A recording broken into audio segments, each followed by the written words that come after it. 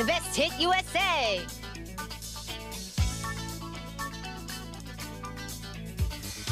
Hi, I'm Cyndi Lauper, and this is The Best Hit USA. Thank you. Open up the show, Cindy. Oh, you're welcome. And welcome back. Thank Pleasure you. to have you back. Remember, last time you were here, you were a little bit jet-lagged, and Oh, yeah, I just got off the plane. you told us all about The Hollywood Smile, right. And another thing was, while you were here, you were song gay number one, right? Yeah. No, was I here? Yeah, Where when you were here, you, I think, yeah, just about the time you were here. Oh, yeah. Well, I can't remember because it was a while ago. Yeah, but it was around that time, yeah. How have you been? Oh, I've been great. I've been working a lot, but I've been great. I can't believe what's going on here in Japan. I'm having a great time. It's great. Tell us about the second album, Yeah. True Colors. Didn't you have a sort of what they call creative pressure? Because your first one was a monster.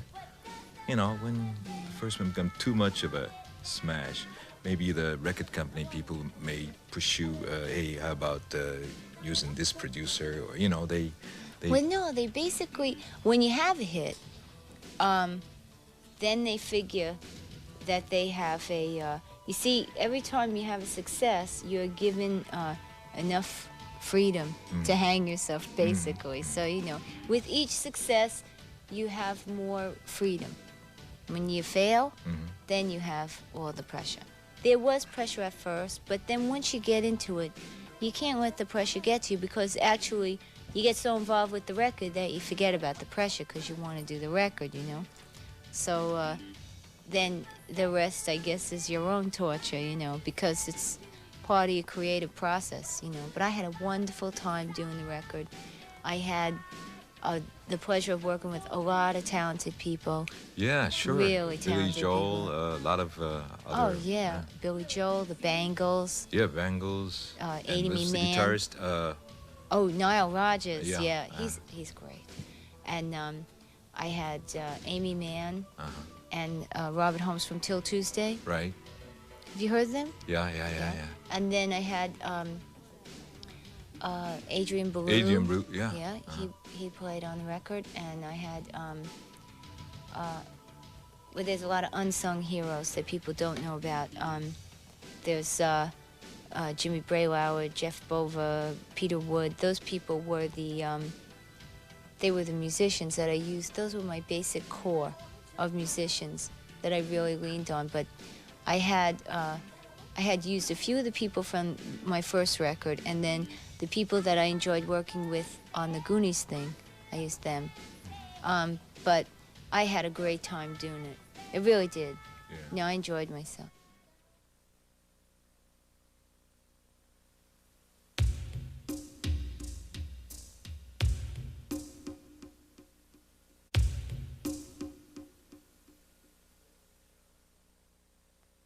Press likes to, you know, search for a trend. You know, there's this trend, and they like to compare. Like, you know, they have compared you with Madonna and Madonna with you. You know, Oh, I know. because just about you broke up just about the same time. Well, you realize a that. little. Her first album came out, and my first album came out. Her album, she had a couple of hits off of, and then she went away and did her record. And my album kept going. And then when my album kind of was going, her new album was coming in. So it was always me, Yeah. her, or Yeah. her, me, you know. And but it's always going to happen that people are going to compare you, you know. I think that she took the rag a lot because everyone said that, you know, that she was very sexist orientated, or she was very sexy. You know, I think that it's, and then they used me, you know, as a different example, and I felt kind of bad that they did that because they should never have done that to her or to me, because I think that women should have a sexuality and should be allowed to have a sexuality. If a male rock star can walk around with pants so tight you don't know how he's going to sit down without hurting himself seriously, I mean, why is a woman not allowed to be a sexual entity. That's not a bad thing, you know. And I just thought that she took a lot of grief for that, because sometimes, you know, it's a really chauvinistic society sometimes, you know, and it's not really just men. It isn't. It's the women. The women ragging other women all the time too, you know. And I was disappointed, because I even asked the journalist who was interviewing me, who had interviewed her, and said, well, you know, blah, blah, blah, blah, she uses sex and all this stuff. And I said, okay, fine.